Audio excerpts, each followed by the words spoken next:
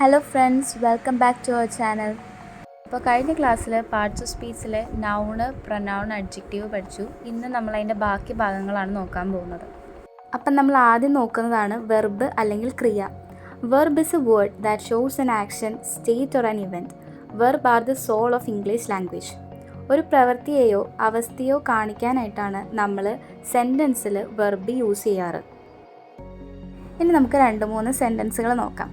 ദേ study English grammar. അവർ English grammar പഠിക്കുന്നു. നേരത്തെ നമ്മൾ വെർബിൻ്റെ ഡെഫിനിഷൻ പറഞ്ഞിരുന്നു. ആക്ഷൻ, സ്റ്റേറ്റ്, ഇവൻറ്റ് ഇതെല്ലാം വെർബിനെ ഡിനോട്ട് ചെയ്യുന്നു. ഇവിടെ സ്റ്റഡി എന്ന് പറയുന്നത് ഒരു ആക്ഷനാണ്, അത് വെർബിനെ ഡിനോട്ട് ചെയ്യുന്നു. We celebrate children's day. നമ്മൾ ശിശുദിനം ആഘോഷിക്കുന്നു. ഇവിടെ സെലിബ്രേറ്റ് അല്ലെങ്കിൽ ആഘോഷിക്കുന്നു എന്ന് പറയുന്നത് ഒരു ഇവൻ്റ് ആണ്, അത് വെർബിനെ സൂചിപ്പിക്കുന്നു. I sleep at night. ഞാൻ രാത്രി ഉറങ്ങുന്നു. സ്ലീപ്പ് എന്ന് പറയുന്ന ഒരു സ്റ്റേറ്റ് ആണ്, അതും വെർബിനെ സൂചിപ്പിക്കുന്നു. അവർ ആൺകുട്ടികളാണ്. They are boys. ഇവിടെ ദേ എന്ന് പറയുന്ന ഒരു പ്ലൂറൽ ഫോം ആയതുകൊണ്ട് പ്ലൂറൽ വെർബ് യൂസ് ചെയ്തിരിക്കുന്നു. അവൻ നന്നായി പാടുന്നു. He sings well. ഇവിടെ ഹി എന്ന് പറയുന്ന ഒരു സിംഗുലർ ആയതുകൊണ്ട് സിംഗുലർ വെർബ് യൂസ് ചെയ്യണം. അതിനായി സിങ്ങിൻ്റെ കൂടെ എസ് ചേർത്ത് അത് സിംഗുലർ വെർബ് ആക്കുന്നു. രാമ നല്ല കുട്ടിയാകുന്നു. Rama is a good boy. ഇനി ഇവിടെ താഴെ കുറച്ച് കോമൺ വെർബ്സ് കൊടുത്തിട്ടുണ്ട്, എല്ലാവരും അത് നോക്കുക.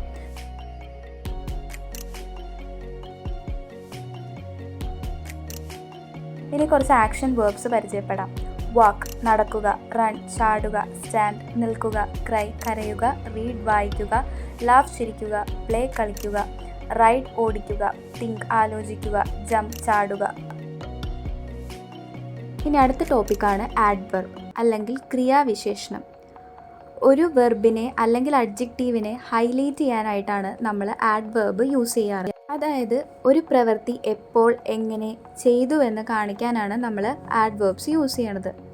വെൻ, വെയർ, ഹൗ എന്ന് വെർബിനോട് ചോദിക്കുമ്പോൾ അതിനായി കിട്ടുന്ന ഉത്തരമാണ് ആഡ്വർബ്. ഇനി നമുക്ക് ആഡ്വേർബ്സിൻ്റെ കുറച്ച് എക്സാമ്പിൾസ് നോക്കാം. He came yesterday. അവൻ എപ്പോൾ വന്നു. ഇവിടെ എപ്പോൾ എന്ന് ചോദിക്കുന്നത് വെർബിനോട് ചോദിക്കുന്ന ക്വസ്റ്റ്യൻ ആണ്, അതിന് ആൻസറായി വരുന്നതായിരിക്കും ആഡ്വർബ്. They went there. അവർ എവിടെ പോയി. She did the work neatly. അവൾ എങ്ങനെ ജോലി ചെയ്തു. She is very beautiful. അവൾ വളരെ സൗന്ദര്യമുള്ളവളാണ്. ഇവിടെ വെരി എന്ന് പറയുന്നത് വെർബിനെ ഹൈലൈറ്റ് ചെയ്യുന്ന ആഡ്വേർബാണ്. She is singing loudly. അവൾ ഉച്ചത്തിൽ പാടിക്കൊണ്ടിരിക്കുന്നു. ലൗഡ്ലി എന്ന് പറയുന്നത് ആഡ്വേർബാണ്. He works fast. അവൻ വേഗത്തിൽ നടക്കുന്നു. ഇവിടെ ഫാസ്റ്റ് എന്ന് പറയുന്നത് ആഡ്വേർബാണ്. ഇനി ഈ ഓർഡറിൽ നമുക്ക് ഒരു സെൻറ്റൻസ് എങ്ങനെ എഴുതണം നോക്കാം. ആ ഓർഡർ വരുന്നത് സബ്ജക്റ്റ്, വെർബ്, ഒബ്ജക്റ്റ്, ആഡ്വർബ് എന്ന രീതിയിലാണ്. അതെല്ലാവരും കൃത്യമായിട്ട് മനസ്സിലാക്കി വെക്കണം ഒരു സെൻറ്റൻസ് എഴുതാൻ നേരത്ത്. അപ്പം നമ്മൾ നേരത്തെ ആഡ്വർബിൻ്റെ ഡെഫിനിഷനിൽ പറഞ്ഞിരുന്നു, വെൻ, വെയർ, ഹൗ എന്നുള്ള ചോദ്യത്തിൻ്റെ ഉത്തരമായിരിക്കും ആഡ്വർബ് എന്ന്. വെൻ എന്ന് ചോദിക്കുമ്പോൾ അത് എപ്പോൾ എന്ന അർത്ഥമുണ്ട്, അത് ടൈമിനെ സൂചിപ്പിക്കുന്നു. അങ്ങനെ വരുമ്പോൾ tomorrow, today, then, now, yesterday, soon, before, early ഇതെല്ലാം ടൈമിനെ സൂചിപ്പിക്കുന്ന ആഡ്വർബാണ്. ഇനി ഇത് വെച്ച് നമ്മളൊരു സെൻറ്റൻസ് എഴുതുമ്പോൾ he will arrive tomorrow, I will do it now, he went early. ഇതെല്ലാം ഇതിൽ കൊടുത്തേക്കുന്ന ടുമാറോ, നൗ, ഏർലി എന്നുള്ളതൊക്കെ ടൈമിനെ സൂചിപ്പിക്കുന്ന ആഡ്വർബുകളാണ്. ഇനി അടുത്തതാണ് വെയർ. വെയർ എന്ന് ചോദിക്കുമ്പോൾ എവിടെ എന്ന അർത്ഥമുണ്ട്. ഇനി എവിടെ എന്ന് ചോദിക്കുമ്പോൾ കിട്ടുന്ന ആഡ്വർബുകൾ outside, inside, there, everywhere, nowhere, up, down, here. ഇനി അത് സെൻറ്റൻസിലേക്ക് വരുമ്പോൾ the bus went up the hill. ഇവിടെ അപ്പ് എന്നതാണ് adverb. The teacher went inside the lab. ഇവിടെ ഇൻസൈഡ് ആണ് adverb.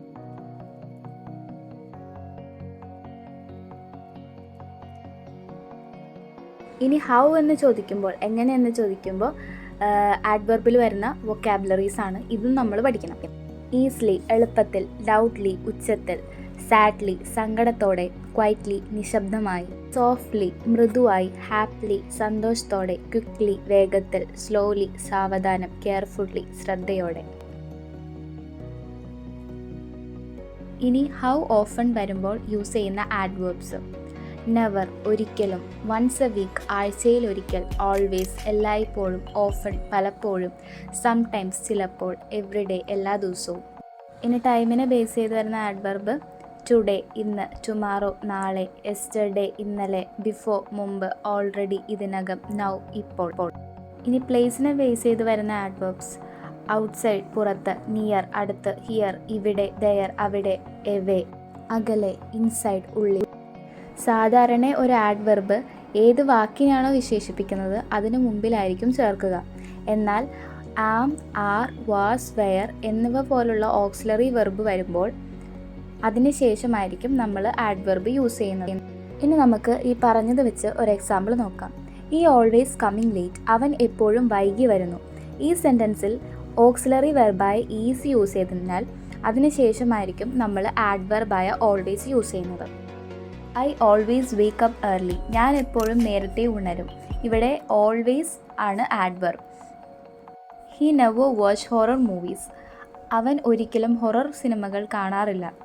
I frequently use my phone my work, I frequently use my phone during work, ഞാൻ ഇടയ്ക്കിടയ്ക്ക് എൻ്റെ ജോലിക്കിടയിൽ ഫോൺ ഉപയോഗിക്കുന്നു. She often sings, അവൾ പലപ്പോഴും പാടും.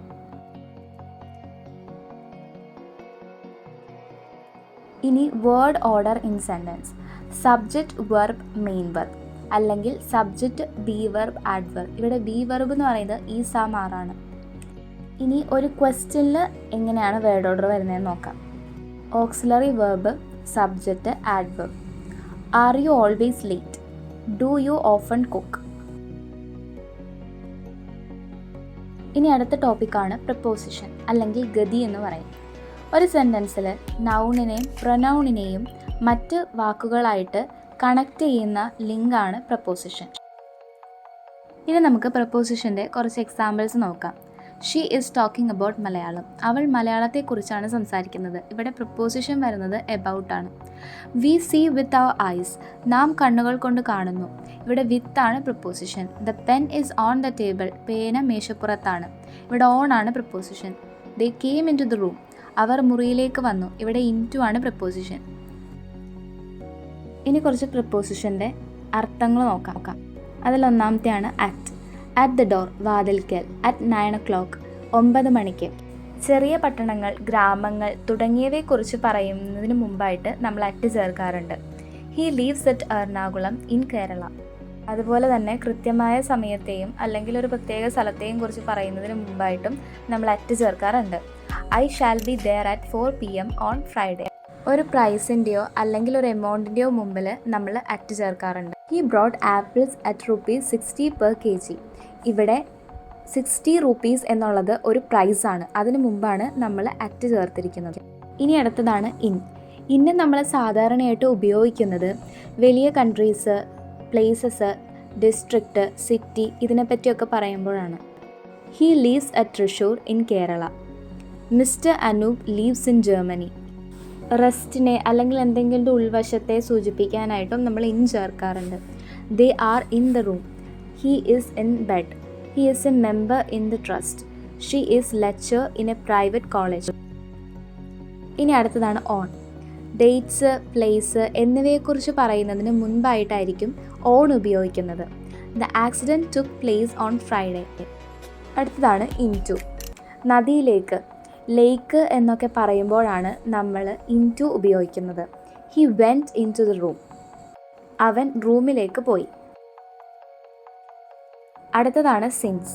പാസ്റ്റിൽ നടന്നൊരു കാര്യം അത് കൃത്യമായ സമയത്തോടു കൂടി സൂചിപ്പിക്കുമ്പോൾ അതിന് മുമ്പായി ഉപയോഗിക്കുന്നതാണ് since. He has been sleeping since 8 PM.